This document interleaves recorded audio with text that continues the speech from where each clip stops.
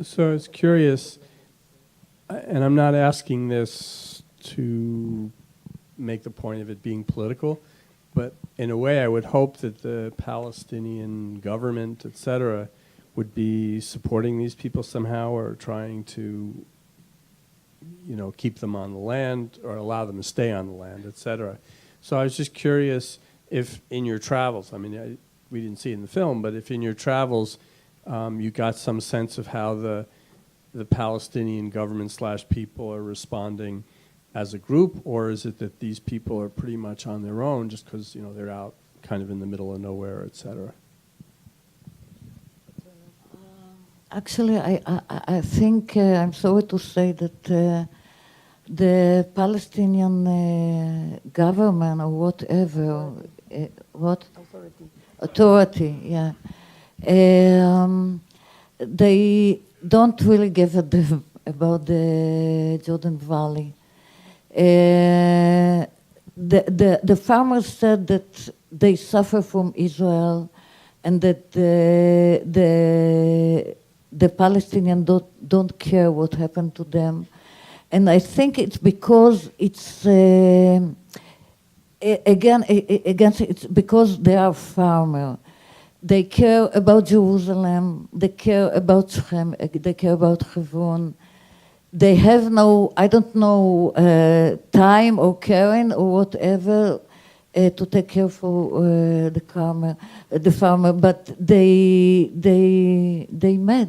mad about the Palestinian also. There's not another, just against Israel. There's another additional reason. The Jordan Valley is within Oslo agreements, Area C. Area C is controlled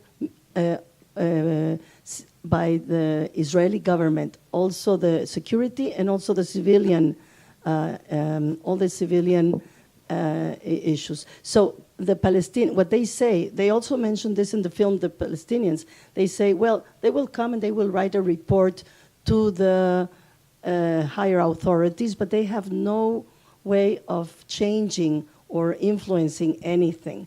So they are actually very much on their own because they are in Area C. I have a question because it's referenced in the movie that they went to a lawyer, but what is actually, has there been any significant legal support given to the farmers in terms of the court system in Israel? And my second question has to do with, are there plans to show this anywhere else in the United States? I think this is a very important film for the Jewish community, frankly, to be confronted with this reality.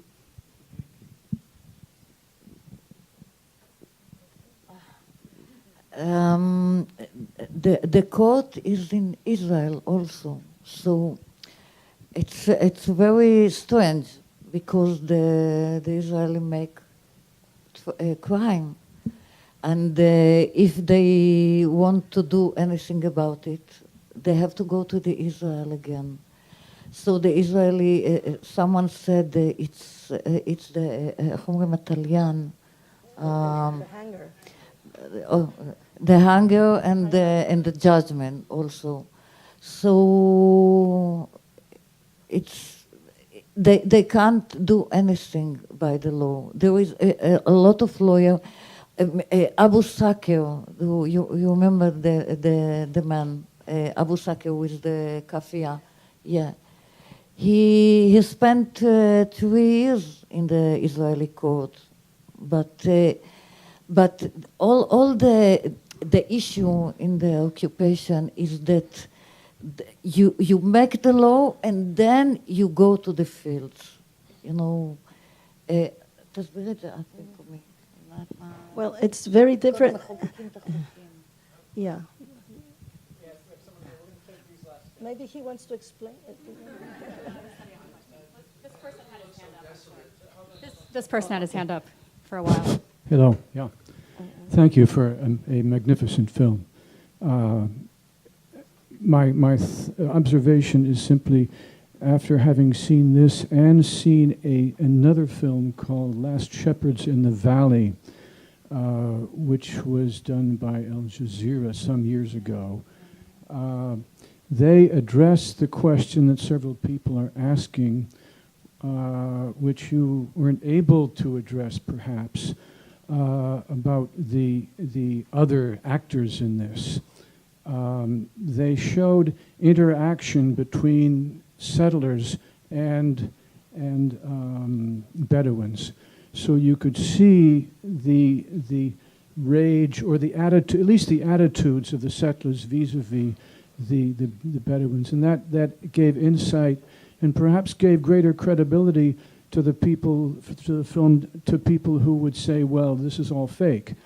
And the second thing that they were able to show was that they showed a Palestinian Authority official coming out with a lawyer, taking notes, as one of you had said, and then going back and making a report, as you say, but underlining, as you've said, that under the Camp David Accords, the Palestinian Authority has absolutely no authority to do anything on this, so that the authority and the lawyers are basically helpless. But I don't know if you had tried to get any of that sort of interaction when you were doing it, but even without it, it's very, very convincing to me and very powerful, and thank you so much. Thank you.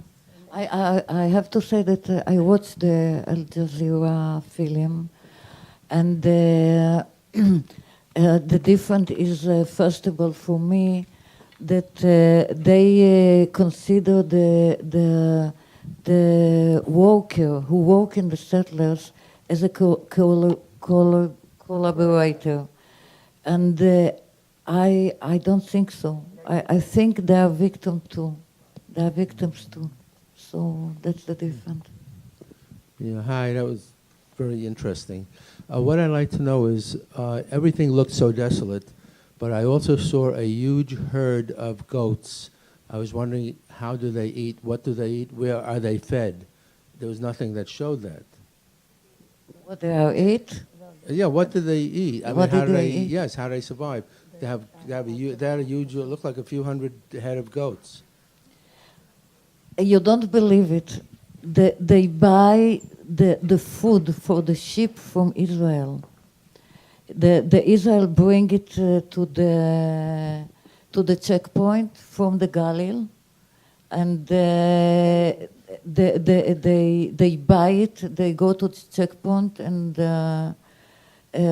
take it to the area, and they buy it from Israel because they have no water to grow the food for the sheep.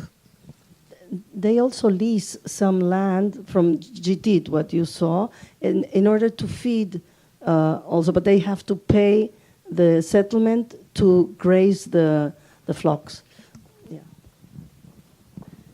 So I'm going to close with one more question. All of you are activists in addition to being filmmakers and organizational people. Tell us what we can do. What do you hope that your audiences will do? Okay, I'm gonna start. I've just been told to. Well, Talia mentioned when she introduced the film, and I wish that the question was asked before: who are we trying to reach? And I wish that the people who had left had stayed in the room, because we do really want to reach everyone who doesn't know this story, everyone who needs to be on side. Back in June, Secretary of State John Kerry specifically asked the Jewish community to stand up and create a great constituency for peace, to come out and support the negotiations, to support the fight for the two-state solution. And he, said that this is the most important community in terms of being a voice and being a strength to support the two-state solution here in the United States. And that's really what we're trying to do. We're trying to build support behind these negotiations, and not for two states in name only. And I think that's really important, that you cannot say, I support the two-state solution, but I do not believe in the 1967 lines as the starting point for the borders. I don't believe that any settlement should be evacuated. You cannot really say that you support the two-state solution unless you're really willing to go a step further and acknowledge that there are going to be some really tough choices that need to be made and some compromises that need to be made. So Talia mentioned when she introduced the film that we're running the 2 campaign, and I really urge everyone outside on the table when you leave, please pick up this postcard. It's a petition to Secretary Kerry. We are showing him that we are building that great constituency of peace that he is asking for to support and to ensure that Congress is not an obstacle in these current negotiations. So I hope you'll sign, and I hope you'll get involved with us. Thank you. Well, I do agree with Kate. I think Israel is paying no price for what's going on. On the contrary, Israel is gaining a lot of resources, water, land, cheap labor, many resources from the occupation. And the American community, Jewish community, and the all-American community is important in order to pressure a change. We think that the change is very difficult, will not come from within Israel, because within Israel, everybody is gaining from this. The change has to be imposed. That's my personal opinion. It has to be imposed from outside. This is what I think.